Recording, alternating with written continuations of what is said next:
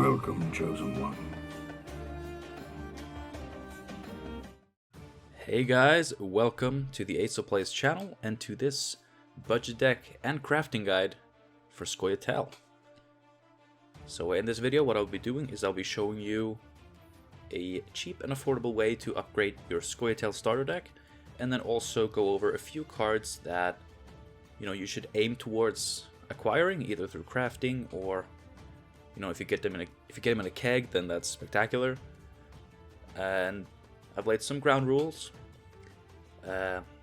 These budget decks, like I said, they are based on the starter decks, and then the upgrades, I've set them to cost less than 1,000 scraps, and I actually think I've done a pretty good job. So yeah, I think you'll be quite happy with this one and quite successful. The rule that I set for myself was no legendaries, because they cost 800 scraps a piece, and that's not budget. Like, you craft one of those and you're already completely out of scraps. This deck will cost 960 scraps if you have none of the upgraded cards, just the starter decks. And unlike what I said in my starter deck review video, everyone should have access to all the new starter deck cards, even if you started your account prior to the new starter decks being released. Everyone should have these cards now, so this should go for anyone.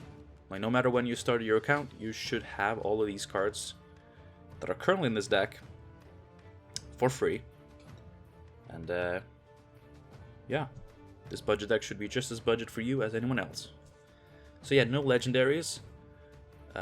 Trying to at least include a couple of neutral cards that you can use in all your decks, because there are some neutral cards that are really good and you can use them in any faction, and that obviously is very good if you're playing on a budget, because then you can just craft one card and it'll improve all your decks regardless of faction. So there are going to be a couple of neutral cards in here, but also some faction specific cards, but I think it'll be fine. Like, if you want to play the faction, then you don't mind crafting some faction specific cards. And after I've gone over the budget deck, I'll just quickly scroll through a couple of cards that will be good inclusions if you get them in a keg, if you want to invest some big scraps into crafting some really strong cards. But let us get into the budget deck. This is not the budget deck. This is the starter deck, and I'm going to start by just cutting out all the cards that we don't want in here.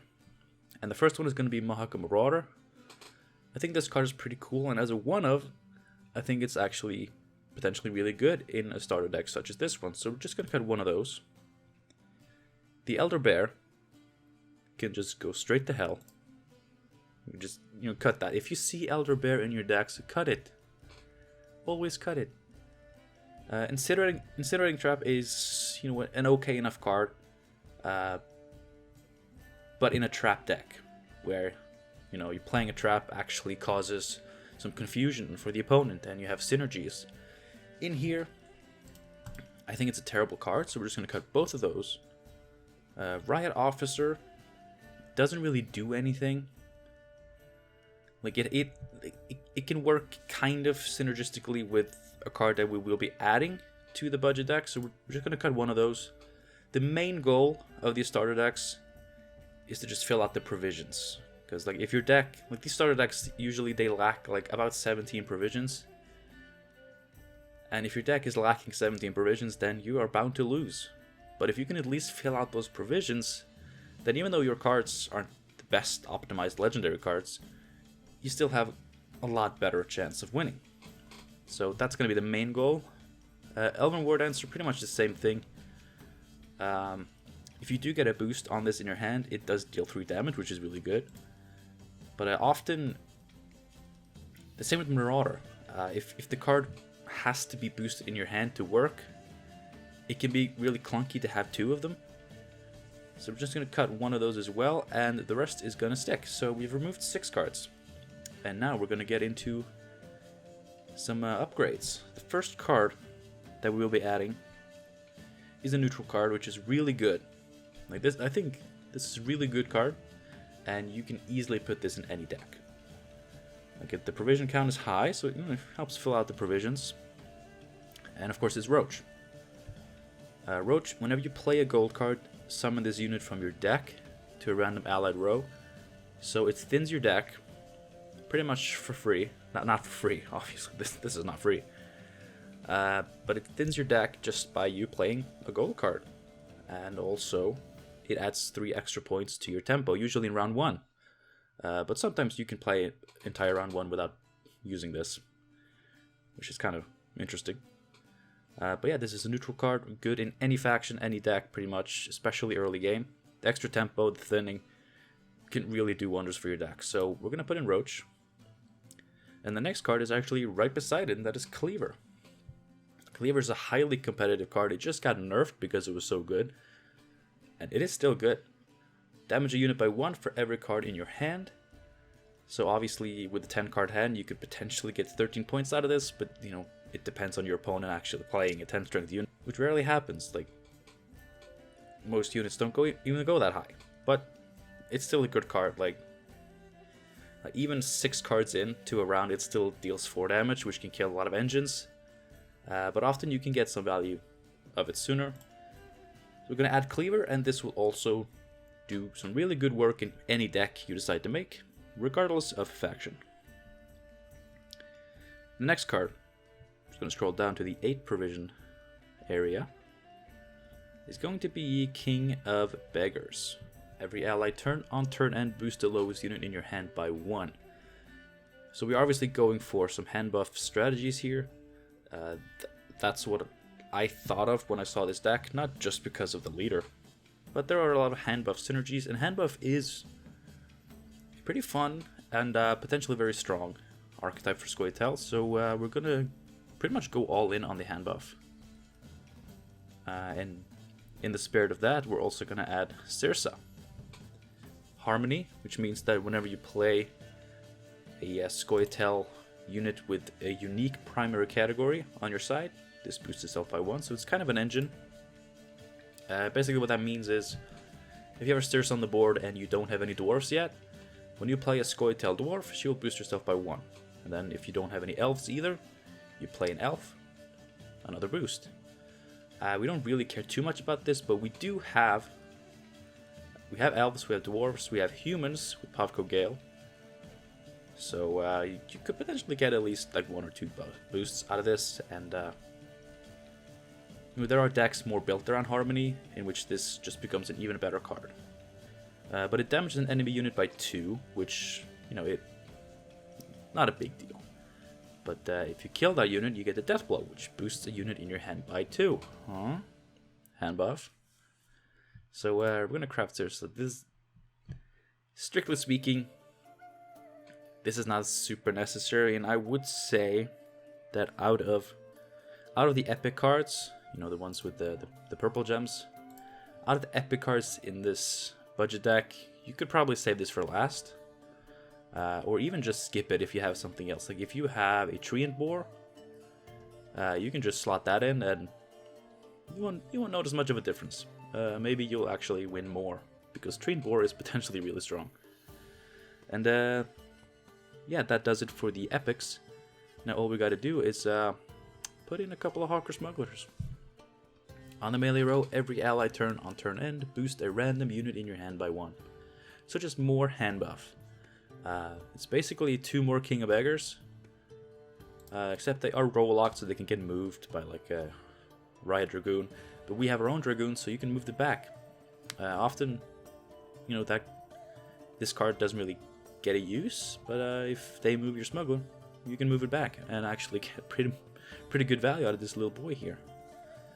So yeah, now we're up to 25 cards, and all provisions are spent, so this deck is already a lot better. Like I said, 960 scraps. That's 4 epics, 200 apiece, plus 2 rares with the blue gem. They cost 80 apiece, so that's 960 scraps. So basically, I guess I can go over the general strategy of the deck. You hand buff. That's really all you do. I think these cards are pretty simple to understand. Understanding your leader is potentially very important here. Obviously, you want to use this with a full hand. All of our cards are units, so as long as your hand is full, you'll get 10 points out of this. But of course, if you use this around 1, which a lot of new players do, I think, then, you know, any cards you play in round 1, you know, you will have spent these boosts.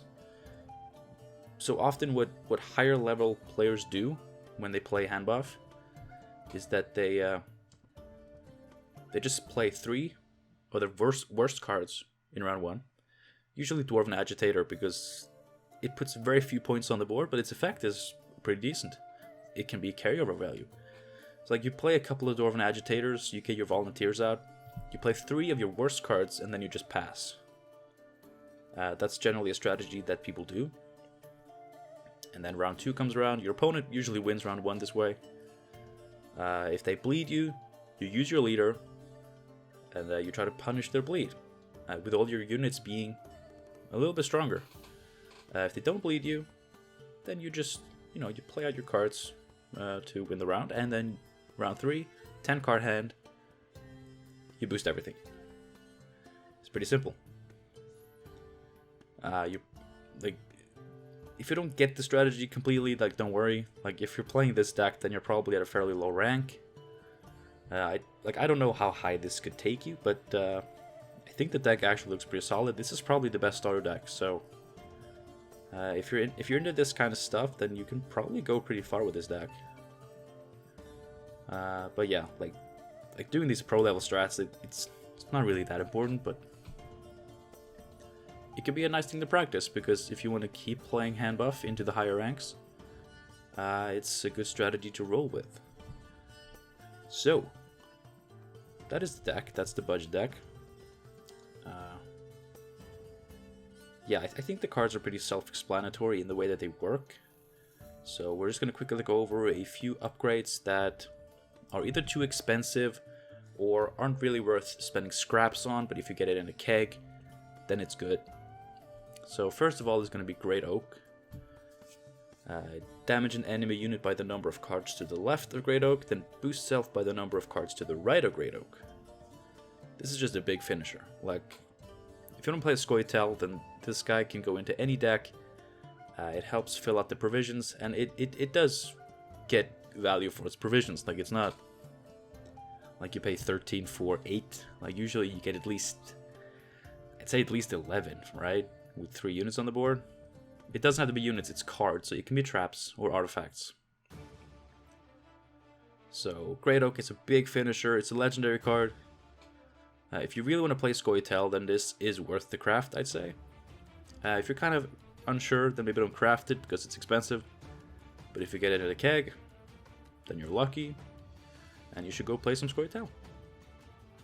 Ithleen is another hand buff card. Boost a Scoia'tael unit in your hand by 4.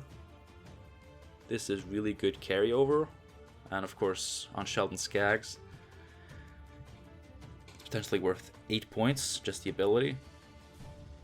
So Ithleen is also a card that it can also be played in most Scoia'tael decks. Like, the carryover aspect of this card is really good, and the Sheldon Skaggs is usually played in every Scoia'tael deck. So like, this is a really good combo, and if you're down with the Scoia'tael, you might want to get yourself some Ithleen. But moving on, obviously Scoia'tael is a really solid card. Like, it's a big unit, straight up points on the board. It's immune, and you can remove its immunity until the start of your next turn. This leaves it vulnerable to your opponent's cards, but it also lets you maybe try to secure some boosts or something on it. But it is just a good card, and immunity is really strong. So again, you want to play Scoia'tael? This card is for you. Moving on down the line, Gabor Zigrin. This is a Thronebreaker card, so if you don't have Thronebreaker, it's really expensive, and if you're on a budget, you should never pay this much for a card. But if you have Thronebreaker, then you can get this card, you know, for free. Like, you have to buy Thronebreaker, but if you're already buying Thronebreaker, you get this card for free, and it's really good. So, you can't get it in a keg, you shouldn't craft it, but if you have Thronebreaker, then you get this card, and it's really good. Let's see, what's next? I think... Yeah, Tree and Boar, which I mentioned. This is an epic card and it's really strong. So only 200 scraps to craft. Really good card. Goes into any Scoia'tael deck. Along with Great Oak, like they're treants. So if you have any Harmony units, then they will. It's a pretty unique category. It's just like a handful, less than a handful of cards that have this category. So it's good for triggering your Harmony.